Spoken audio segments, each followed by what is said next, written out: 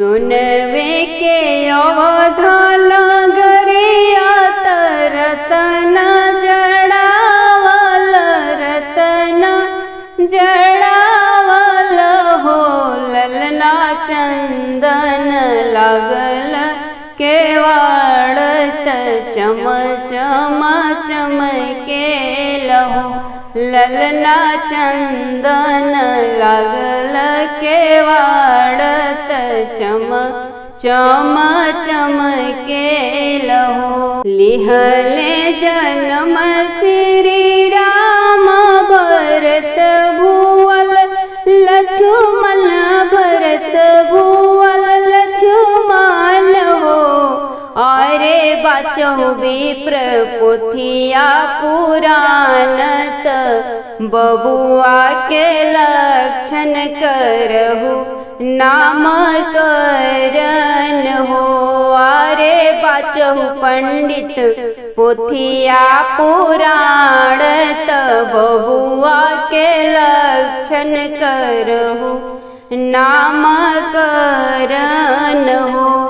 नवमी पुनर्वसु नक्षत्र के ललना जन्म लिहल ललना जन्म लिहल हो अरे नम होवे श्री रामचंद्र जगत वाके तारन जगत वाके पालक हो अरे नम होवे श्री रामचंद्र जगत वाके पालक जगत वाके तारन हो। बरहे बरिस के राम जी हुई है तो बनावा के चली जई है बनवा के चली जई है हो अरे तना सुनत राजा दशरथ मूर्छित होई गिरी पड़ले हो अरे राम चली जइहे जब बनवा कैसे के हम जी अभी कैसे के हम जी अभी हो।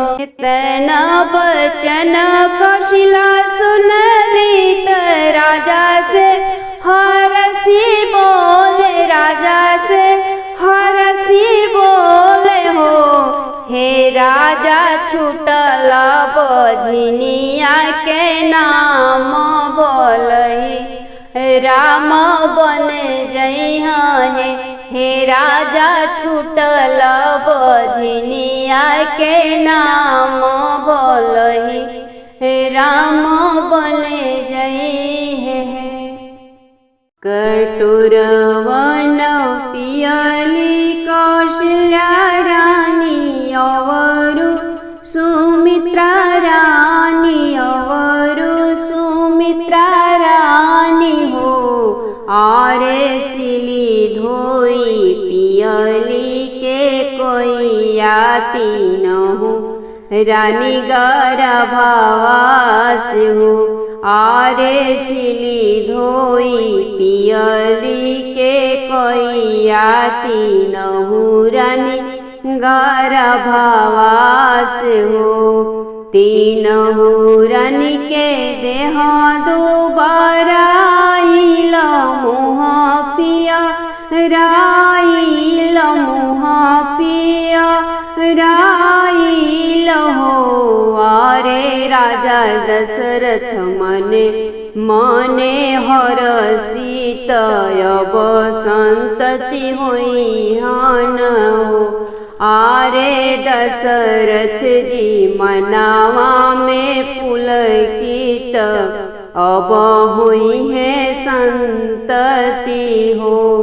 आधी रात बीतली पहर राती अवरु पहर राती अवरु पहर राती हो अरे कौशल्या जी के जन्म मिले राम सुमित्रा जी के लक्ष्मण हो आरे के कई के भरत भुआल तीनहु घरे सोहर हो आरे के कई के भरत भुआल तीनहु घरे मंगल हो।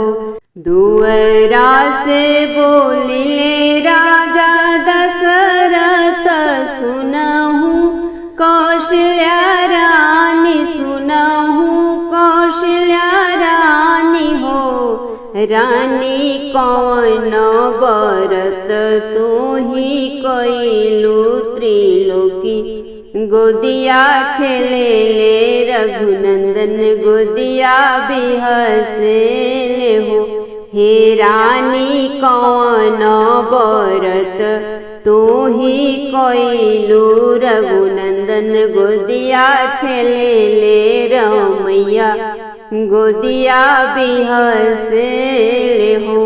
सौरी में से बोलेली कौशल्या रानी सुनहु राजा दशरथ है राजा बरत कइली अतवार रमैया गोदिया खेले ले रमैया गोदिया बिहसेले हे राजा बरत हम कैलिया तवार रघुनंदन गोदिया खेले कार्तिक मास नहैली त तुलसी के दीपा बरली तुलसी के दीपा बरली हे राजा भूखल भिक्षुक के जेवली श्री राम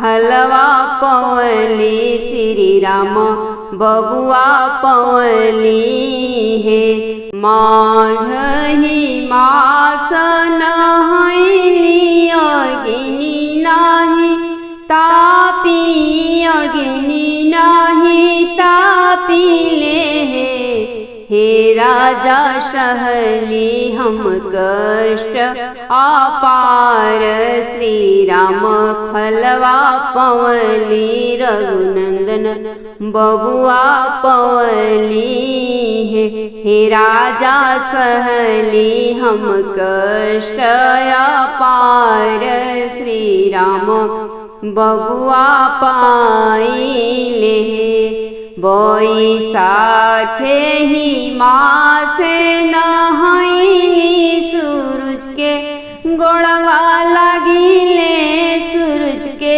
गोड़वा लागिले हे राजा सास ससुर के कैली सेवा दरिया रघुनंदन बबुआ पाइले रमैया बबुआ पाइले दुअरा से बोलिले राजा दशरथ सुनहु कौशल्या रानी सुनहु कौशल्या रानी हो हे रानी सिर भरी लुटाई हम सोनावा पसेरी भरी मोती न हो हे रानी सिर भर लुटाइब हम सोनावा पसेरी न मोती न हो हे रानी लुटाई देबो अवधपुर के राजत राम की बधैया में हो हे रानी लुटाई देब अवध के राजत राम की जन्मवा पे हो। गौरी घर से बोलेली के कया रानी सुनहु राजा दशरथ है राजा बूझी समुझी के लुटाइब मोरियो गोदिया दुई लाल है। हे राजा बूझी समुझी के लुटाइब मोरियो गोदिया दुई लाल है। हे राजा राम के लिखल बनवास अवध जनि लुटाई बिहे। सौरी घर से बोलेली कौशल्या रानी सुनी है राजा दशरथ है। हे राजा छूटल बझनिया के नाम भलही राम बने जइहे बन से लौटी अइहन। हे राजा हे छूटल बझनिया के नाम भलही पूत बने जइहन बन से लौटी अइहन है। धन्य धन्य नगर अयोध्या की धन्य राजा दशरथ धन्य राजा दशरथ हो। अरे धन्य भाग्य मातु कौशल्या श्री राम जी जन्म लिहल हो। अरे धन्य भाग्य मातु कौशल्या श्री राम जी जन्म लिहल हो। आवहु विप्र पुरोहित हाथ ले पोथियानु हाथ ले पोथियानु हो। विप्र उचारहु शुभ के लगनिया कौन तिथि जन्म ले राम हो। विप्र उचारहु शुभ के लगनिया कौन तिथि जन्म ले राम हो। नवमी तिथि राम जन्म लेत दिने दिने बाढ़सु दिने दिने बाढ़सु हो। अरे बरहे बरिस के राम होई है तो बनवा के चली जई है हो। अरे बरहे बरिस के राम होई है तो बनवा के चली जई है हो। इतना बचन दशरथ सुनले सुनहि नाही पावे सुनहि नाही पावे ले हो।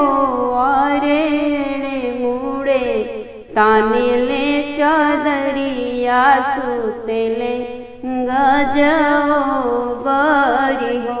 अरे मुड़े ताने ले चदरिया सुतेले गजो बरी हो। जनी राजा मनवा मालिला करी कौशल्या रानी बोले कौशल्या रानी बोलेली हो। हे राजा छूटल बझनिया के नाम भलही राम बने जइहे लौटी भवन अइहे।